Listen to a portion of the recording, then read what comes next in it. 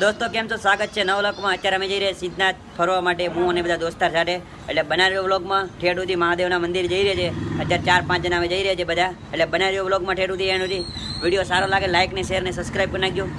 દોસ્તો અત્યારે અમે રવાના થઈ ગયા છે બાઇક લઈને, અત્યારે જઈ રહ્યા છીએ। જોઈ શકો છો અત્યારે અમે જઈ રહ્યા છીએ। એટલે જઈને આગળ મળીએ। આગળ શંકર જઈ રહ્યો છે, અમે બધા જઈ રહ્યા છીએ। હું અને સુનિલભાઈ બધા ઓફિસ સ્ટાફ બધા જઈ રહ્યા સિદ્ધનાથ।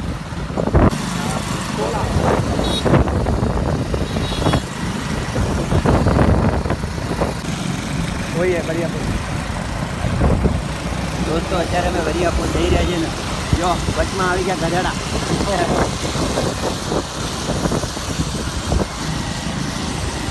અત્યારે બ્રિજ ઉપર ચડી ગયા છે।